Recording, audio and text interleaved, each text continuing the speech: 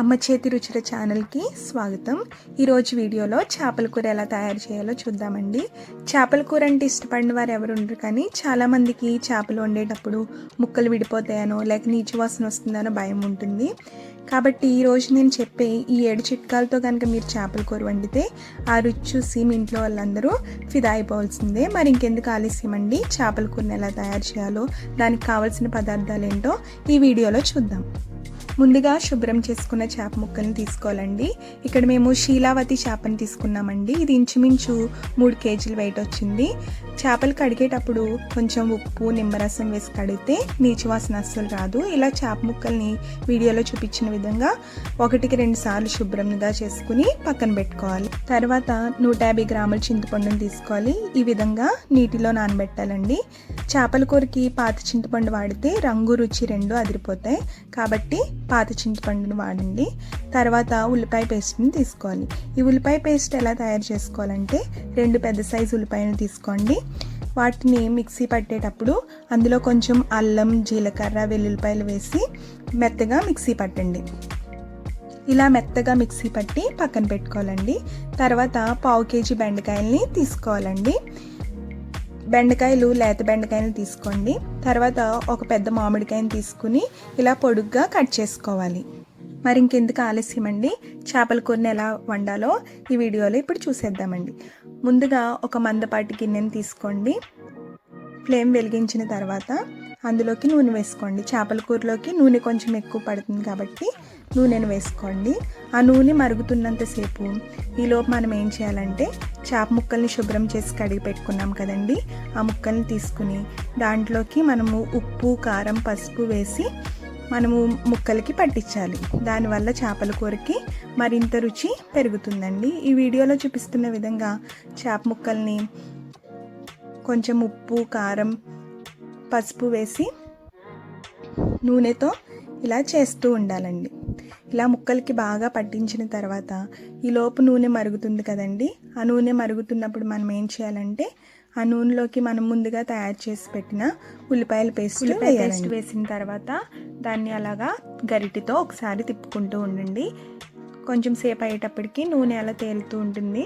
అది మాడిపోకుండా గరిటెతో మీడియం ఫ్లేమ్లో పెట్టుకుని తిప్పుకుంటూ ఉండండి. తర్వాత ఇందులోకి పచ్చిమిరపకాయలు వేసుకోవాలండి. మనం 10 పచ్చిమిరపకాయలు తీసుకున్నాం కదా, వాటిని పొడుగ్గా ఇలా చీలికల కింద చేసుకుని వాటిని వేసుకోవాలండి. అలా వేసుకున్నప్పుడు నూనె చూసారా ఎలా తేలుతుందో, అలా తేలుతూ ఉంటుంది. కాబట్టి అది మాడిపోకుండా ఒకసారి తిప్పుకుంటూ ఉండండి.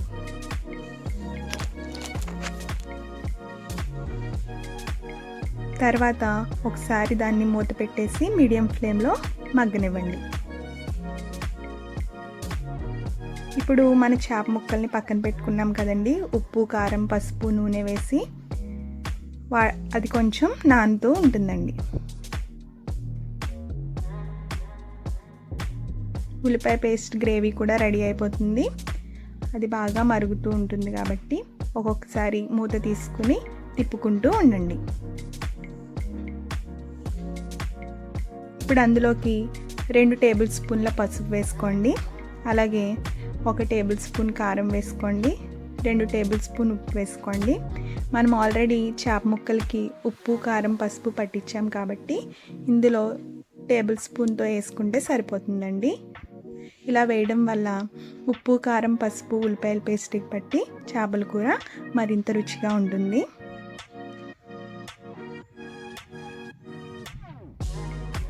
ఒకసారి ఉప్పు, కారం వేసిన తర్వాత ఒకసారి గరిటెతో తిప్పుకుంటూ ఉండండి.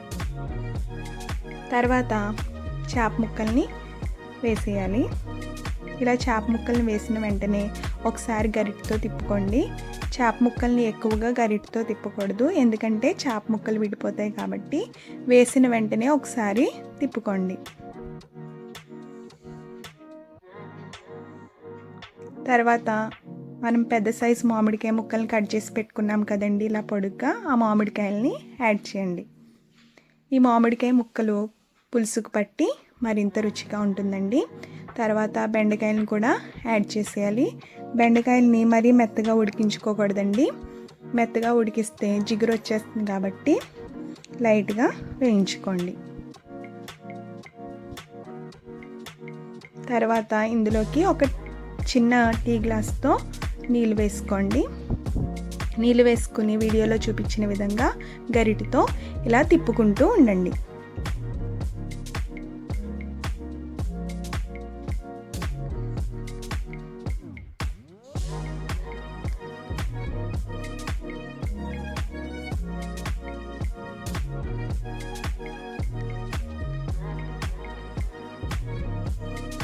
ముక్కని ఒక్కొక్కసారి ఇలా తిప్పితే మనకి అది ఉప్పు కారం బాగా పడుతుందండి. తర్వాత మనం ఆల్రెడీ నీళ్ళు కూడా వేసాం కాబట్టి దీన్ని ఒక 5 నిమిషాలు మూత పెట్టేసి ఉడకనిద్దాం.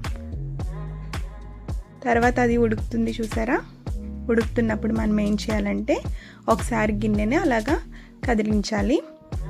తర్వాత చింతపండు పులుసుని మనము యాడ్ చేసుకోవాలండి. మనం 150 గ్రాములు చింతపండు తీసుకున్నాం కదండి. దానిని ఇలా వీడియోలో చూపించిన విధంగా యాడ్ చేసుకుని ముక్కల్ని మాత్రం గట్టితో తిప్పకుండా ఇలా గిన్నెని కదిలించుకుంటూ తిప్పుకుంటూ ఉండాలండి. తర్వాత మూత పెట్టేసి దాన్ని మీడియం ఫ్లేమ్లో మగ్గనివ్వాలి.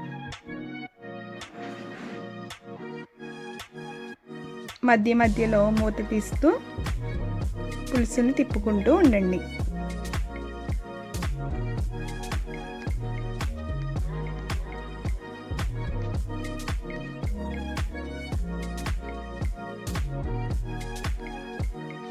చూసారు కదండి చేపల కూర ఎంత బాగా ఉడుకుతుందో. ఇలా పైకి నూనె తేలుతూ ఉండాలండి, అప్పుడే చేపల కూర రుచిగా ఉంటుంది. మనం ఇందులో బెండకాయలు మామిడికాయలు వేసాం కాబట్టి చేపల కూర మరింత రుచిగా ఉంటుందండి. చేపల కూర చిక్కదనం రావడానికి మనం ఇక్కడ 2 టేబుల్ స్పూన్ల ధనియాల పౌడర్ యాడ్ చేయాలి.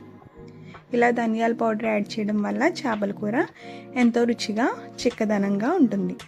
తర్వాత మనము వెల్లుల్లిపాయలు ధనియాలు జీలకర్ర వేసి మిక్సీ చేసుకోవాలండి.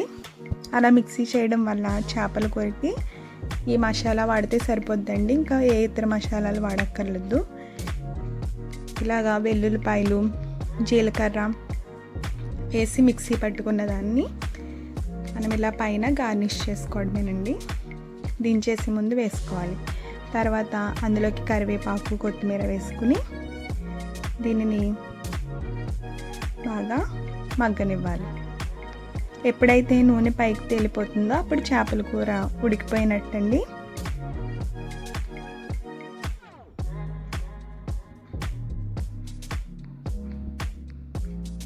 పది నుంచి 15 నిమిషాల వరకు ఈ చేపల కూరని మీడియం ఫ్లేమ్లో ఉడికించుకుంటూ ఉండాలండి. అంతే, ఎంతో రుచికరమైన చేపల కూర రెడీ అయిపోయింది. ఈ చేపల కూరని వండిన 3 గంటల తర్వాత తింటే రుచి చాలా బాగుంటుందండి. ఈ చేపల కూర కనుక మీకు నచ్చితే ప్లీజ్ సబ్స్క్రైబ్ టు అమ్మ చేతి రుచులు ఛానల్.